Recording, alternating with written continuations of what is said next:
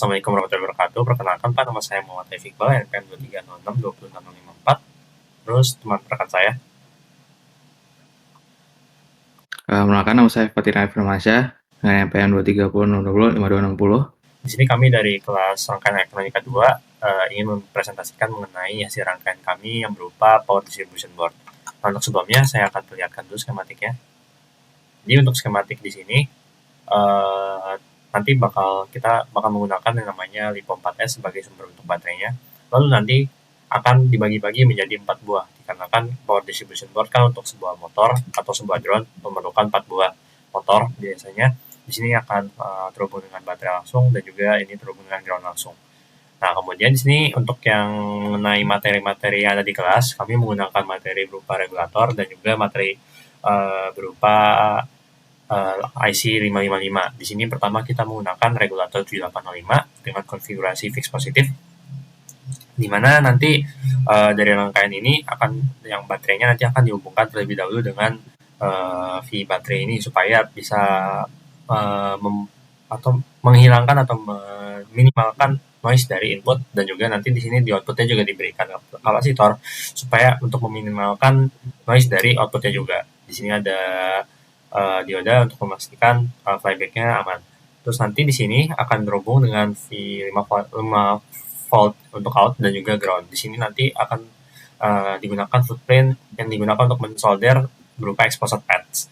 Lalu kemudian di sini kita menggunakan IC 7812, di mana nanti akan dikarenakan biasanya IC 7812 ini terhubung dengan VTX kamera, jadi memerlukan filter yang lumayan robust. Di sini kami menggunakan low pass filter dan menggunakan rangkaian induktor dan juga kapasitor. Di sini berupa induktor 100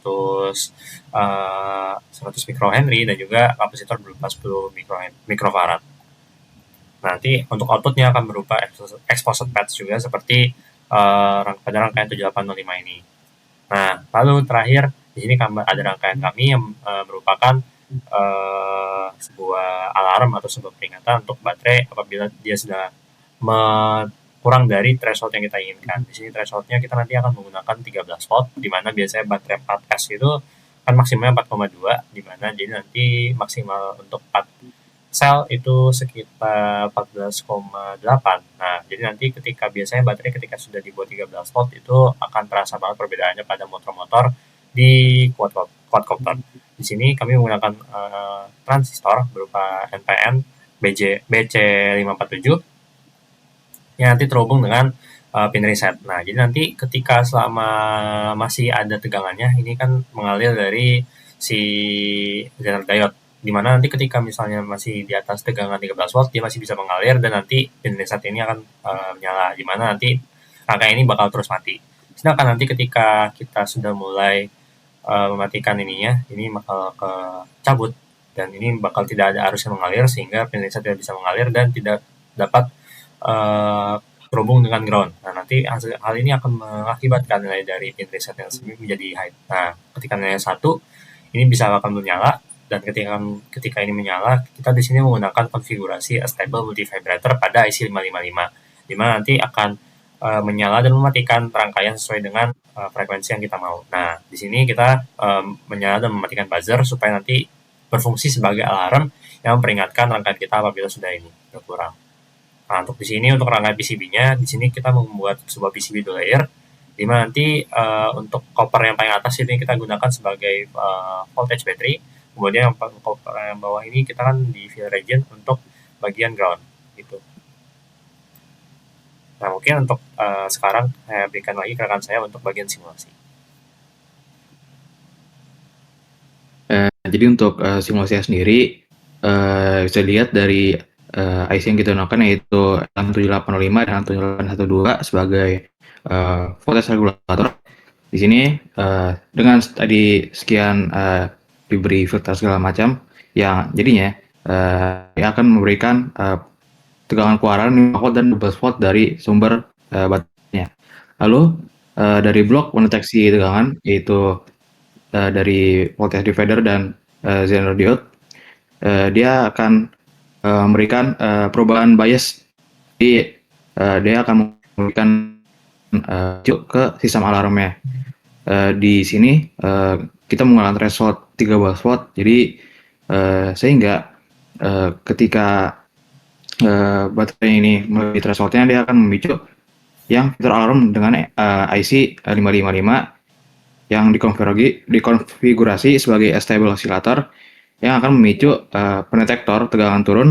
Jadi output oscilasi baik itu untuk mengaktifkan buzzer ataupun LED. Jadi sebagai indikator untuk under voltage. Mungkin kesimpulan yang kami dapatkan, jadi mekanisme dari RKD ini salah satunya itu pendeteksi.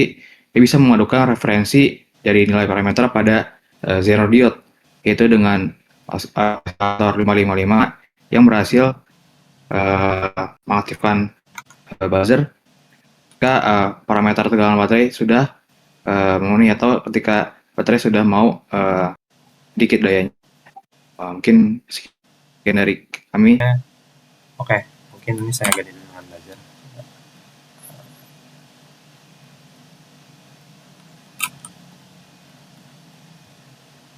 Oke.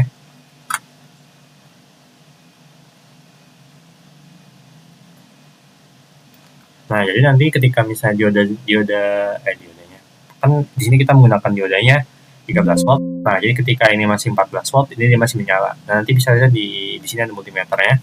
Ini untuk outputnya masih berupa 5 sekian, dan ini juga untuk 12 sekian. Nah, lalu misalkan saya mengubah ini menjadi nilai 10 volt. Yang anggapannya baterainya sudah habis. Nanti ini akan berubah nih menjadi kayak gini, terus nanti buzzernya akan terus menyala gitu. Nah, ini key-nya akan terus mengeluarkan sinyal dan nanti akan menyalakan buzzer dan mematikan buzzernya. Gitu.